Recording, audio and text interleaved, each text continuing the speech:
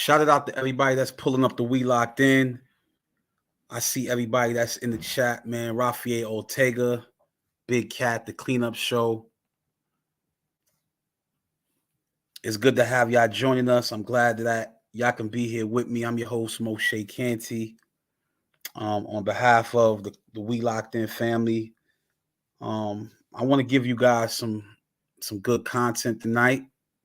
Hopefully something that you guys can gain benefit from. Let me change up the overlay real quick. Daryl Carr, shout it out, man. Change up this overlay real quick.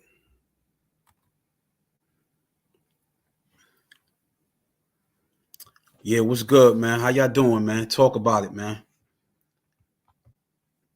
When you coming in the building, man, please hit the subscribe button, hit that like button if you already didn't. Cause I got some good content for y'all, man. I wanna be able to discuss some of these current events that's obviously been hitting the airwaves. I came on earlier to discuss some issues relevant to this topic, but I want to discuss a little something further about it because I've been saying some stuff that's been kind of like relevant to this issue at hand, but I want to kind of like go delve into that a little bit today. So before we do that, however, I want to make sure that everybody's clear on this matter. And I have to state this because this show is not about me. It's not about any brownie points or whatever like that. It's about the fact that somebody's life has been taken. And I want to, again, send my condolences to the Nichols family, their loved ones, who at this moment are planning the funeral services and everything that pertains to the loss of their loved ones. So this is a very serious time right now. I don't want to overlook that. All right. So earlier today, I was speaking about how the sixth officer was quote unquote relieved of his duties. We now know that there is a seventh individual who has also been relieved of their duties as well, along with 3 fire personnel who were fired, the individuals who responded to the scene, and for the most part who did not administer any medical attention or medical aid to Tyree Nichols, who was obviously clearly in distress, who definitely needed attention. So I want to make sure that we're kind of like highlighting all these developments in real time and that nothing gets past us. Tonight's episode is about Chief Davis because everybody's being held accountable, but in this case, we can't keep holding the individuals accountable at the bottom, and we don't look to the top of where these problems are arising from. The individuals who are given the green light for certain things to take place. Things just don't happen out of a vacuum, right? Things just don't take place because they're just taking place for the sake of doing so. They start from somewhere. And they, in this case, the death of Tyree Nichols started with Chief Davis because it was her who gave the green light for this unit, the Scorpion unit in this case, to be authorized, rubber stamped, and anything that they were involved in, pretty much she's responsible for up under her watch. So she, on one hand, she can't be thankful and credit the fact that they allegedly have contributed to the decrease in violence within the city of Memphis, but then on the other hand, reprimand and publicly ridicule and castigate the individuals who at one time she praised for doing an outstanding job. So which one is it? Are these individuals people who you discuss it with, or are they people who are decorated for helping to reduce the excessive violence that you claim the city of Memphis is inundated with, right? But I want to delve a little bit deeper because Chief Davis herself, um, she didn't just um exist out of a vacuum herself. She comes from somewhere, right? And I don't know if you guys are aware of this, but prior to coming to Memphis, she has a past as a police chief in North Carolina, but most notably, um, as also heading a unit in Atlanta known as the Red Dog Unit. I would advise everybody that's out there listening to conduct their own research. Don't take what I'm saying on face value. Go to the internet, go look up a little bit deeper any information that you might be able to give us, or anything you might be able to, look up yourself, and then come back and have a much deeper conversation, which will help you gain a better understanding of who the Red Dog Unit is and what their contributions to the Black community in ATL was, right? But as I mentioned the other day, right, I said that we may not necessarily be aware of the Scorpion Unit itself, but what we are all aware of and familiar with are tactical units all over the country that operate in the same capacity and fashion like the Scorpion Unit, right? We do know that. I had no knowledge of this at the time that I made that statement that in ATL itself, that Chief Davis in this case was at one time at the helm of this Red Dog Unit that literally was running amok in the city of ATL. This Red Dog Unit, as they were called, was ultimately disbanded.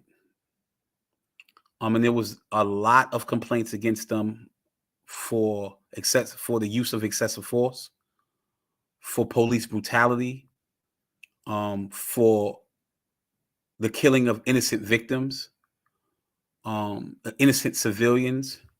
They were engaged in a pattern of abuse on the community that was like a gang. And as a result, she got fired. Chief Davis was fired because of her inability to be able to control this unit. But more importantly, she was also fired because of some alleged she failed to take action against the husband of a co-worker, in this case a sergeant in the Atlanta Police Department, whose husband was accused of engaging in childhood pornography. And again, this is all a part of the public record, so it's not information I'm just making up. I'm gonna just briefly go over some of this stuff with you guys. We'll be able to read some articles, and we'll be able to kind of just get a general idea as to exactly who Chief Davis is. And then we can ask ourselves a deeper question, like, how is a unit that is disbanded in Atlanta, or somebody who was fired then allowed to go to another major city in America and then construct a similar system or a similar unit which utilize some of the same practices, where they were randomly jumping out on people, beating people up, engaged in all type of police brutality, which ultimately led to the death of Tyree Nichols. If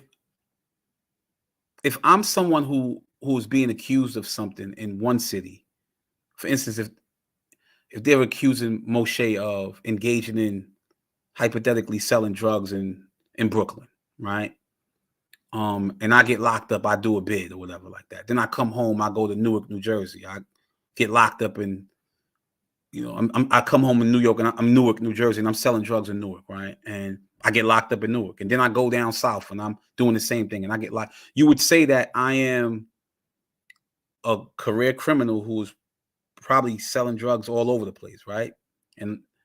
But in this case, what happens is that it's different when it's applied to police officers. In this case, it's about who you know and who you're being connected to, because yeah, you can be fired in one place, you can be relieved of your duties in one place, But as long as you know people in that field, then you can be hired somewhere else. They can hire you somewhere else. You can implement whatever strategies you need to implement. You can employ whatever tactics you need to employ.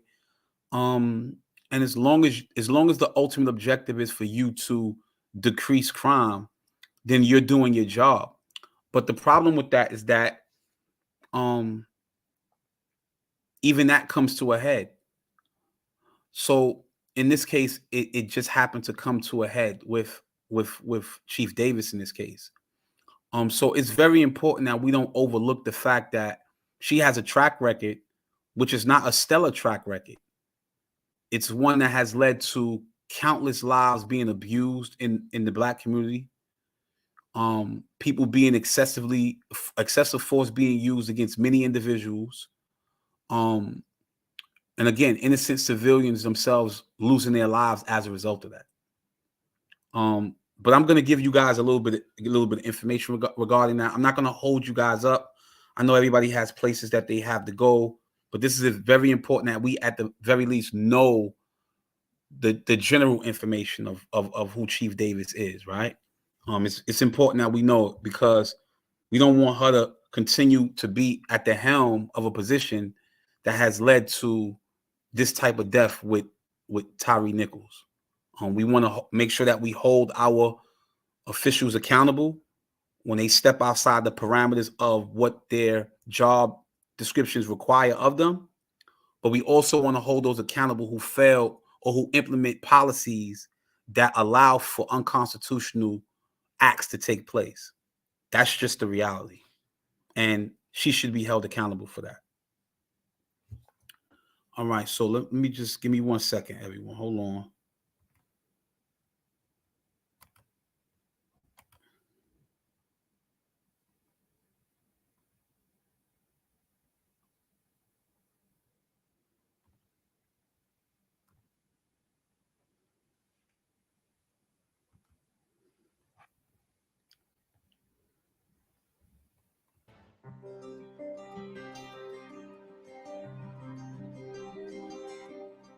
Tonight at 6, we are learning more about the Memphis, Tennessee police chief and her connection with the city of Atlanta. So we now know that Chief C.J. Davis worked for the Atlanta Police Department. This was during a time when a controversial task force called Red Dog was used. Now it's similar to the so-called Scorpion unit used in the Tyree Nichols traffic stop. 11 Alive's Bo Beth Yates is on the details tonight and has more on the task force and its controversial use of force policy.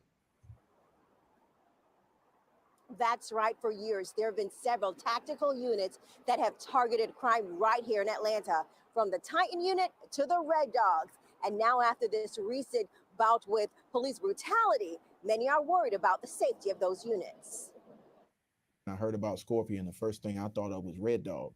And of course, the killing of Catherine Johnston. Johnston was the 92-year-old Atlanta resident shot and killed when the Red Dogs and undercover tactical units entered her home during a botched drug raid.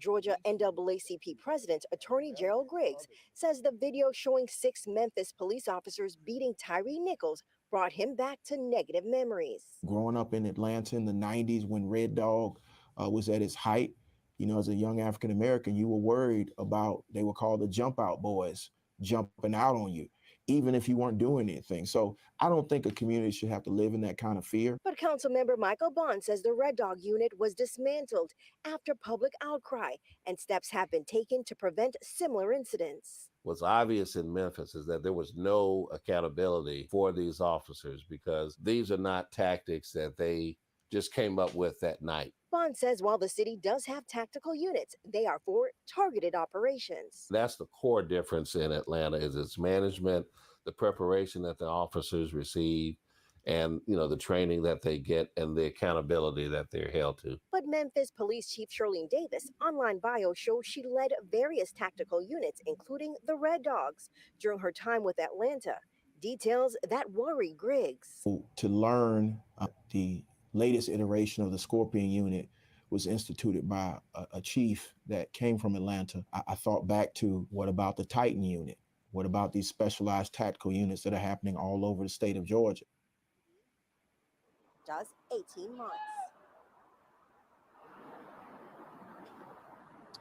Now, in addition, officials say Atlanta Police Department say that APD officers have more training than many other police departments. So instead of the 6 weeks that is tradition for most departments in the state, APD has about 18 months of training. Again, more than many other departments.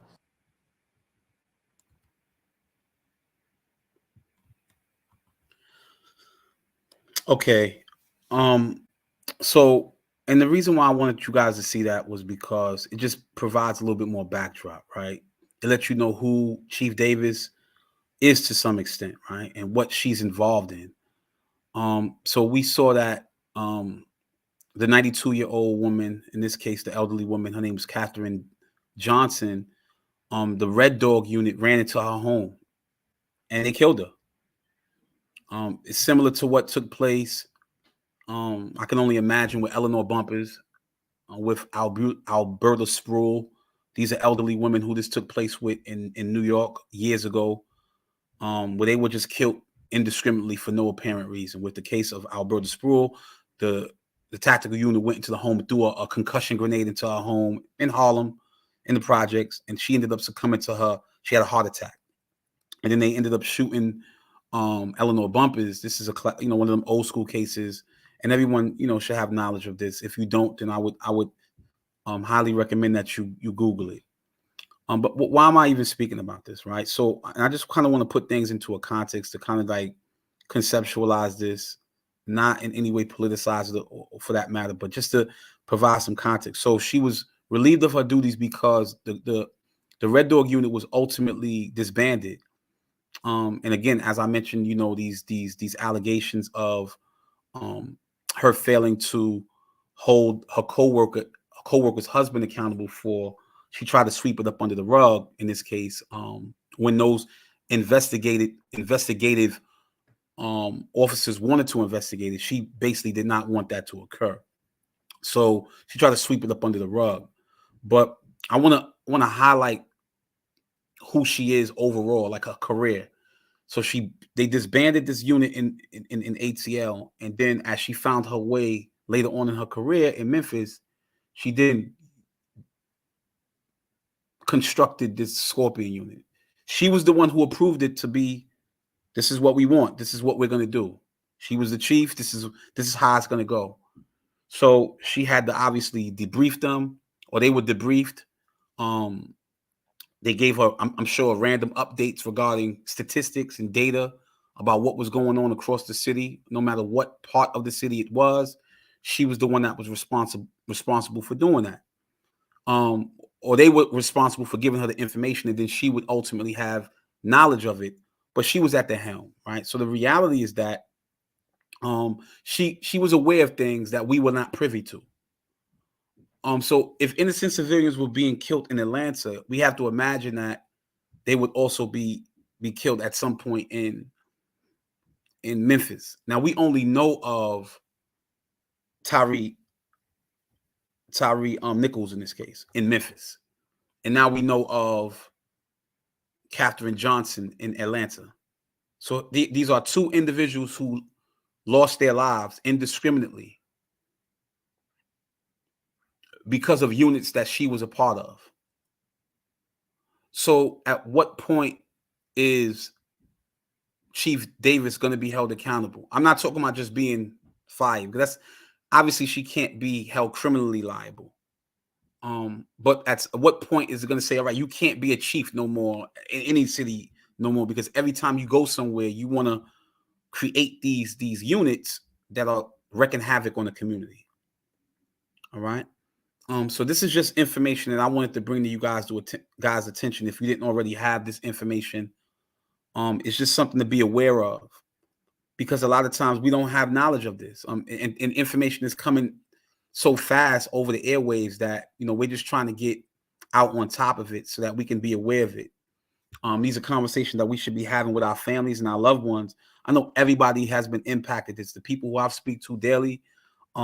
Some of the comrades, people are like psychologically and emotionally like traumatized from what they saw on that video. Some people don't want to watch it over and over and over again, not because they've been desensitized to violence, but because of their experiences themselves with police officers or those who've been incarcerated, correctional officers. It just continuously triggers these deep-seated feelings that they're already harboring in their hearts. So it's very hard. Individuals is like, yo, man, I need to talk to people, right? Some people have admitted that to me. I even admitted that, you know, this is like really a lot. Tamika Mallory was even heard stating that she's like burnt out right now. You know, she wrote a letter to us black men, like saying, you know, she loves us and she doesn't understand like how we could endure what we're enduring with the level of, you know, dignity and, you know, strength with everything that we have to go through daily. So we're constantly being our lives are being threatened, whether, and I mentioned this the other day, whether it's by the police officers in our neighborhoods, whether it's by our own people. It's a continuous process of like, it's like the survival of the fittest, the dog eat dog mentality. You don't know what's going to happen on any given day. So it's just something I just wanted to bring to you guys' attention. But as I also mentioned, 2 other officers have been relieved of their duties, according to recent reports, as well as 3 workers from the fire department. So in total, I think now we are at about 10 people who have been held accountable. Only 5 have been criminally liable. My question earlier was, why was it that the white officer Preston Hemphill, why was he not held criminally liable when he was the one who stated to the black officers to stomp him, and he also tased Tyree Nichols? All right, so it's just something to think about. I want you guys. I'm not trying to use propaganda or in any way to try to like shape and mold your way of thinking. I want to have a much deeper conversation, right? I want to be able to say, yo, when this type of stuff happens, we should be able to talk to each other about this, right? And not only talk to each other, but become proactive. Like we need to take proactive steps and measures to support people who are unfortunately being indiscriminately and wantonly assaulted, abused, and killed in the streets in their neighborhoods. Like this is stuff that we need to discuss. But I also think we need to be proactive in the sense of holding ourselves to a higher standard, because one, if we know that our people are out there doing the wrong, the engaging in senseless acts, we then can't come back out here and like try to hold these officials accountable when we're turning a blind eye to what we're doing in our community ourselves. So if you do have influence over individuals, then you should strive to the best of your ability to say, yo, man, it's a better way. It's a better way than what you're doing, because ultimately this can lead to it has perilous consequences associated with it. So this will then give us the leverage and the credibility needed to be able to you know, go at these officials when they're out of line. And it's no doubt about it that at this current state, these people are just like literally out of line. Things have gotten out of control. I want to just share this article with you. I want to share this article with you about where we are in terms of the progress that has occurred since the death of George Floyd. And I just want to read this to you guys. And then I'm going to close out, but I just want to kind of just conceptualize this, put things into perspective so we can not lose focus on what's going on. All right. And for the record, I'll explain where my source is coming from so you'll know exactly what's going on. All right. So this article was written by Sam Levine in Los Angeles. And as you guys can see, this is from The Guardian, the newspaper, The Guardian. All right. It's dated Wednesday, 30th, March 2022.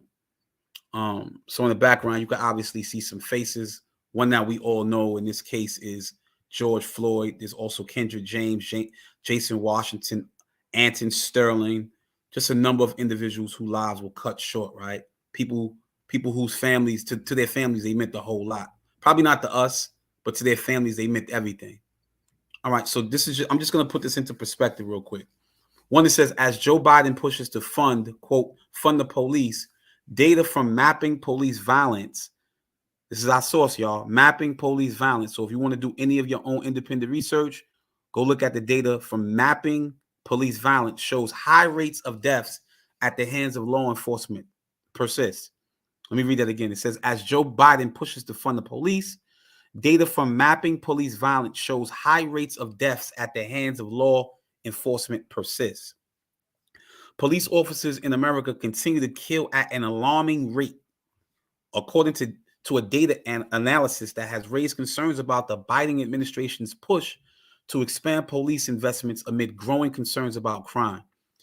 Law enforcement in the U.S. have killed 249 people this year as of March 24th. And again, this is last year, you guys. So I'm reading an article that is 1 year, a little close to 1 year from today.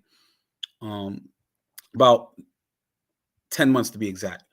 Averaging about 3 deaths a day and mirroring the deadly force trends of recent years, according to Mapping Police Violence, a nonprofit research group. The data, experts say, suggests in the nearly 2 years since George Floyd's murder, the U.S. has made little progress in preventing deaths at the hands of law enforcement, and that the 2020 promises of systemic reforms have fallen short. Police have killed roughly 1,100 people each year since 2013. In 2021, officers killed 1,136 people, one of the deadliest years on record, Mapping Police Violence reported. The organization tracks deaths recorded by police, governments, and the media, including cases where people were fatally shot, beaten, restrained, and tasered. The Washington Post has reported similar trends and found that 2021 broke the record for fatal shootings by officers since the newspaper started its database tracking in 2015. Quote, the shocking regularity of killings suggests that nothing substantive has really changed to disrupt the nationwide dynamic of police violence. End of quote, said Samuel Sinyangwe, a data scientist and policy analyst who founded Mapping Police Violence and Police Scorecard, which evaluates departments.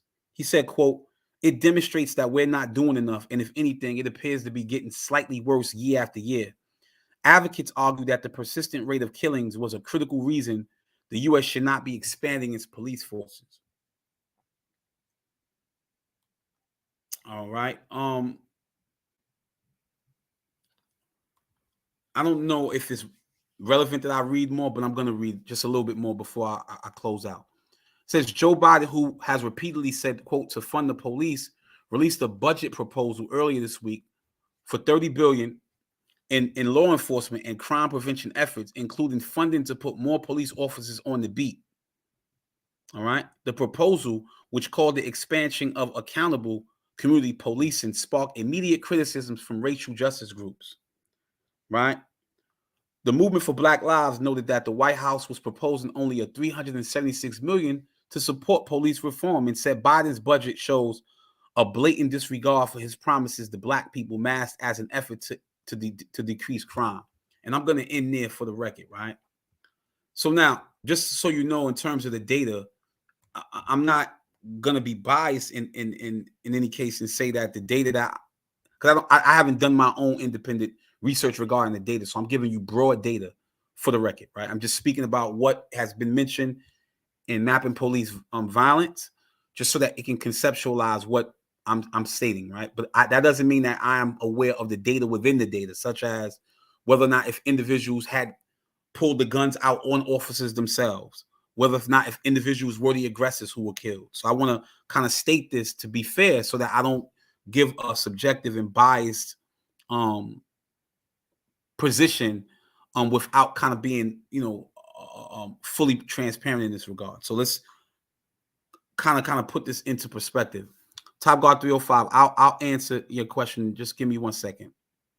Okay, defunding. All right, just give me 1 second. I'll answer the question, inshallah. So just kind of put that into perspective. So just think about that, right? So based on that, and if it's true or not, we can do our own research, which shows that people are dying more. The numbers have not changed since George Floyd's death. People are actually dying at a higher rate. Who was aware of that? Like, who had knowledge of that? So that's just something that we should be mindful of, right? Something that you shouldn't overlook. This is data that is very important. And not to mention that, not to take into consideration that things we might focus on is not important, but a lot of stuff that we do on a daily basis is really insignificant. But this data is important because it has a lot to do with our livelihood. All right, today is Tyree Nichols. Tomorrow it's someone else, and then the day after that it's someone else. It's somebody you know, or somebody you don't know. But we're all interconnected as long as we continue to be victimized and subjected to potentially being victimized of police brutality across the country. Now, Top Guard 305 asks, do I mean defunding? All right. Do I agree with defunding the police? Yes, I do. And I think I stated this in one of my previous videos. But when you say defunding the police, you just saw the numbers that were used, right? So over $36 billion was used to help further these police departments across the country, right? Whether we're talking about on a state, on a national, state, and local level, right? They're being funded in that regard. But only 367 million was used to reform some of the practices that we know are unconstitutional and unjust, right? If you're giving $36 billion, this is clear mathematics, and only 369 to help fix some of the systemic problems that's actually breeding the behavior of the officers who are engaged in these practices of the systemic abuses, then it just doesn't add up. So I'm not asking that you defund the police to prevent reform from taking place. I'm saying that reforms need to take place, but they need to be realistic. One, there needs to be more funding towards reforming so that we can actually start making some realistic changes. All right, that's number one. Number two, I don't think that the police need to be further militarized, because these groups, like the Scorpion groups, the Red Dog groups, the Titan groups, among others, are being funded by these resources that are trickling in from the federal government. All right. Not only are they being utilized to help support what's actually being done in these communities, but it's giving individuals the green light that, yo, we got the resources now to be able to go in the community and do what we got to do. All right. So that means that they can get more vests. That means that they can get more tactical vehicles.